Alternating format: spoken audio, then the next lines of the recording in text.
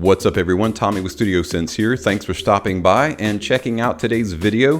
Very similar to the previous video that was done, which was the top 10 fall fragrances for 2022 Designer Edition. Today we're talking about my top 10 niche fragrances for fall 2022. So when we come back, we've got that and more coming your way, so stay tuned.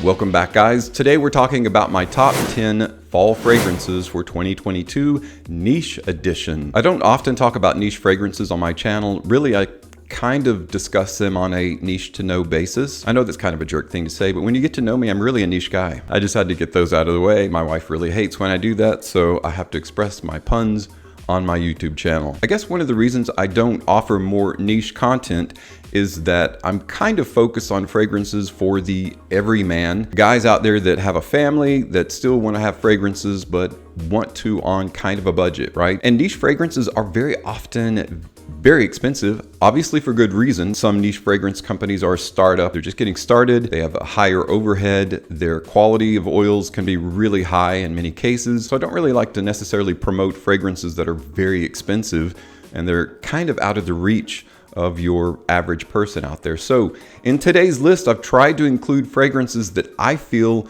are worth the money. If you're going to spend that kind of money on something, you want to get a commensurate quality, right, in your fragrance. Ones that I personally really enjoy wearing that are fantastic for fall weather in particular.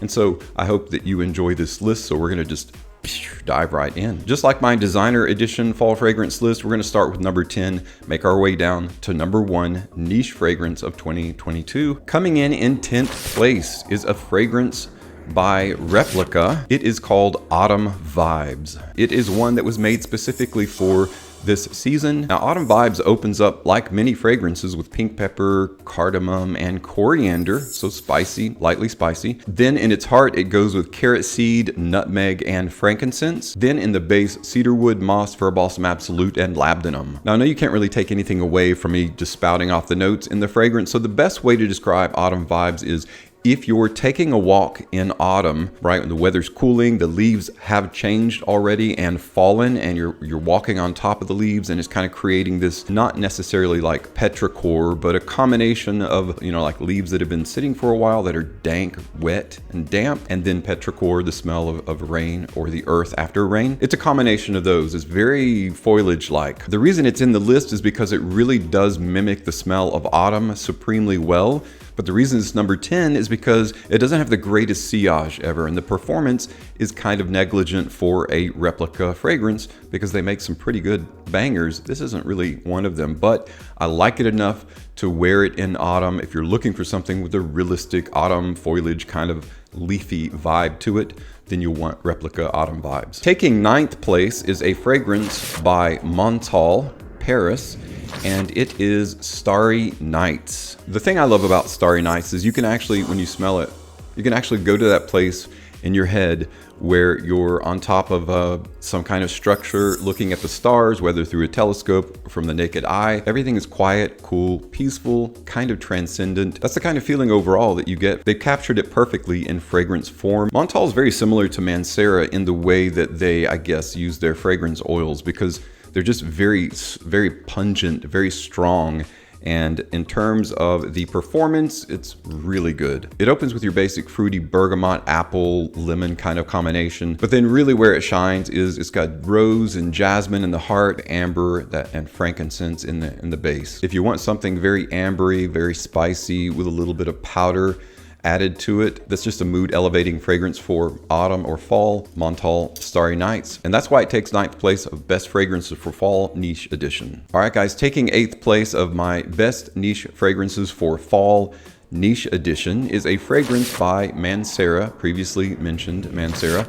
It is none other than Red Tobacco. Red Tobacco I had to include in this list because waiting to get this out in fall. I do actually wait because it's one of those, I'm spraying it on my arm now. Oh my God, it's just one of those that has probably one of the best note combinations that creates an incredible blend.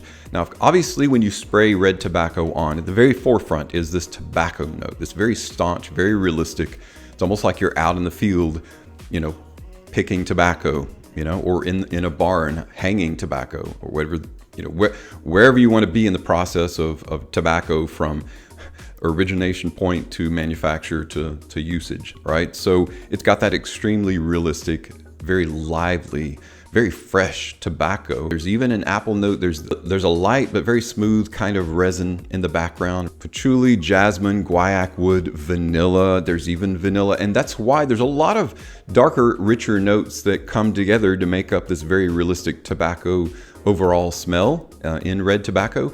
And that's why I think it's one of the best fall fragrances around. It's been out a while though, so some other fragrances kind of took a higher position. Otherwise, it would have warranted taking a higher spot, but I love red tobacco, and that's why it's coming in as number 8 of best fall fragrances niche edition. Of course, what would fall be without oud fragrances? Personally, I try to avoid super strong or challenging kinds of ouds because those are a little bit off-putting to some people, and I myself don't really care for fecal or animalic. So taking 7th place is an oud fragrance by Initio. It is Oud for Greatness. It's a great example of an oud remix, basically. It's essentially a fragrance built around the concept of oud. Oud for Greatness is a relatively simple but very reflective kind of oud. It's very potent. It's beastly performance in terms of longevity. This is a good 10, 12 plus hour fragrance, but the good news is the sillage is moderate. You're not gonna smother anyone wearing Oud for Greatness. You're not gonna get any complaints because it's not this very strong, challenging kind of oud at all. It's what I would term, in at least for niche fragrances, a great starter oud. It's very sweet, a little bit bubbly in the dry down. Saffron has kind of a ginger-like effect regarding that, so it does add to your kind of sillage trail and your projection. Basically lavender, saffron, nutmeg, oud, of course, in the heart, patchouli, and musk. So even though the oud note is in the heart, you get it from beginning to end. It's just, again, very, very well blended, a very publicly accepted kind of oud, and that's why it's taking 7th place of my best fragrances for fall niche edition. Taking 6th place is a fragrance by Neanderthal. It is Neanderthal Dark. This is one of my favorite, historically one of my favorite niche fragrances, because it's just so accessible for a niche fragrance, and it's, I think, very crowd pleasing. Neanderthal Dark is considered a woody amber fragrance, but they also include some resins as well as leather in the fragrance, and a little bit of oud to darken things up a bit. Ginger, pink pepper, grapefruit, pine, and a foliage note is how it opens. You've got incense, caraway, and even a seaweed note in the heart. That seaweed note you don't really pick out, but it just adds to the blend. Vetiver, patchouli, oud, amber, musk, leather, sandalwood, tobacco. There's even a tobacco note in the base. That's why I love this fragrance, because you can't really necessarily pick out each of the notes that adds to it, but the addition of leather, oud, and tobacco together are really what make this a great fall fragrance, and why it's in 6th place.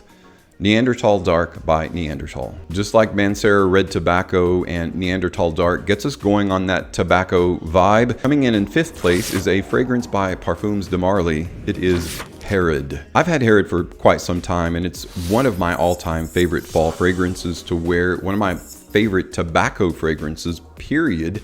Hands down, one of the best. I would probably put it up there in the top 5 best tobacco fragrances niche. It's just a really smooth kind of tobacco. Of course, you got that addition of cinnamon. There's osmanthus, something called pepperwood in there that gives it kind of a sweet but woody background for tobacco, which is a really nice, not frequent kind of blend, but really nice when you run into it. Of course, there's frankincense, vanilla, vetiver, and cypriol oil in the base, I believe, which adds to the weight and the density of the musky feel of Herod as well. So nice, realistic, fresh, but lightly sweet tobacco without being overly sweet, and that's why it takes 5th place of best fall fragrances niche edition. Taking 4th place is a fragrance that is one of my all-time favorite tobacco fragrances by Xerjoff. It is Naxos 1861. Naxos is probably the best combination of honey tobacco that you'll ever find. It's such a substantive kind of tobacco. Now keep in mind, all of these fragrances that I've talked about so far are unisex,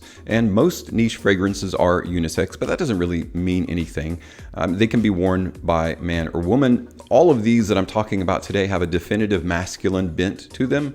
So if you're wondering about that, wonder no further. And that's why I don't really say this is a unisex fragrance, because they're pretty much all unisex. But I can tell you definitively, these are all very, very masculine, specifically in that dry down and how you wear them and how they're going to come across to someone smelling them as very masculine fragrances. Naxos is no different, even though it is a little bit sweeter of a fragrance. And the addition of honey to sweeten tobacco is brilliant. Of course, that's marketed that way as well.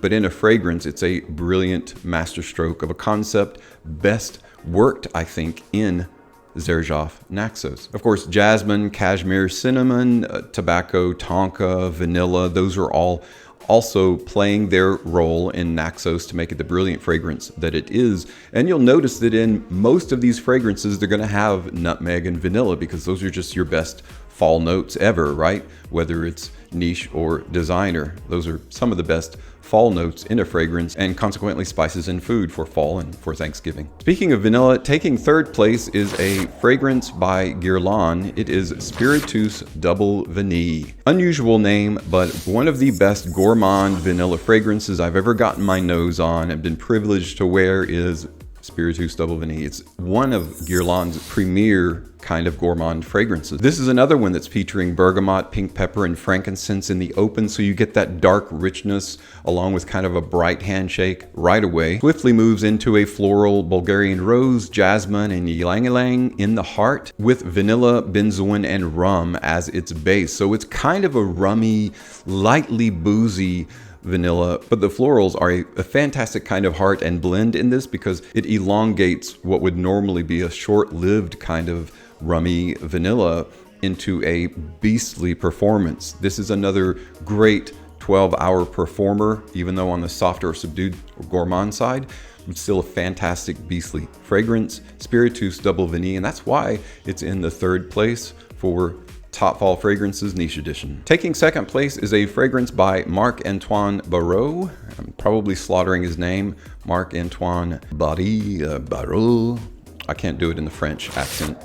But anyway, it is a fragrance called Ganymede. The first time I experienced Ganymede, I was actually over at Ashton's place, and I was like, I'm gonna own this fragrance. It is one of the best niche fragrances I've been privileged to get my nose on. At least for me, it ticks all the boxes for me and what I like in a fragrance, in a more expensive fragrance, and that's why it's taking second place. The opening is this brilliant combination of mandarin orange and saffron, which gives it this kind of leathery, it's an interesting kind of fruit leather feel, like a suede and a fruity, kind of like a fruity suede. And that initial impression that you get in that open continues to last throughout the life of the fragrance. And that's when you know that they don't just dissipate and go away and you're moving on to another transition.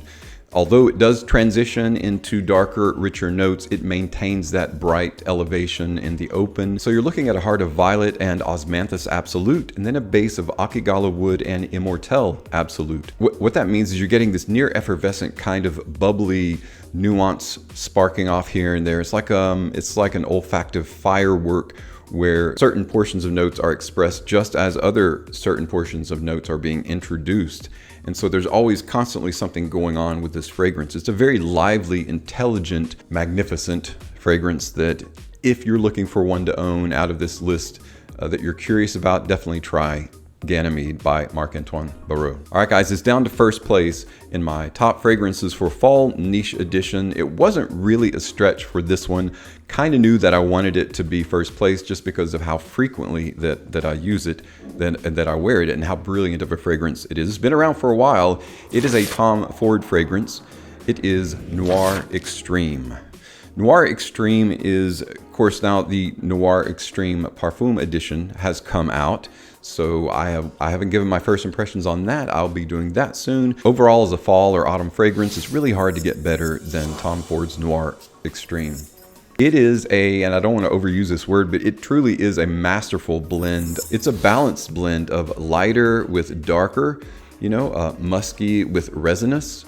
It finds a perfect harmony and a perfect balance in the way that the notes are blended. You've got mandarin orange, neroli, saffron, cardamom, and of course nutmeg in the open, as most of these fragrances have. You've got Kulfi, Mastic, Rose, Jasmine, and Orange Blossom in the heart. And in the base, Amber, Sandalwood, and Vanilla. Now, here's the thing about Noir Extreme. The base is always there. So when you spray it on, you don't really have to wait before you get that amber, that sandalwood, and that vanilla mixed together, because it's ever present and it's always there. But the blend that you're getting in the open and the hard as well are still being introduced as a transition over time, while being completely enveloped by this wonderful base that is the richness of Noir Extreme. It's one of the best Tom Ford fragrances, at least for fall, that I've ever worn and ever found, and that's why it's taking the #1 spot. Tom Ford's Noir Extreme. Well, that puts a wrap on my top 10 fall fragrances niche edition. If you've got any experience with any of these fragrances, let me know what your thoughts are. And if you own or have tried out a niche fragrance that definitely belongs in this list, I'd like to hear what your thoughts are as well. Include those in the comments, because again, niche fragrances are definitely is a broadening category, and more people are getting more involved in niche fragrances over time than ever before, because of the incredible range of quality and the spectrum of quality. Definitely give them a shot. If you haven't tried them out, try them out. If you have, let me know what your thoughts are, or help us find out or express interest in new niche fragrances that belong in this list. Thank you so much, though, for stopping by and checking out today's video. As always, thank you so much for your support, too, on my channel. I'm Tommy with Studio Sense, and I'll see you tomorrow.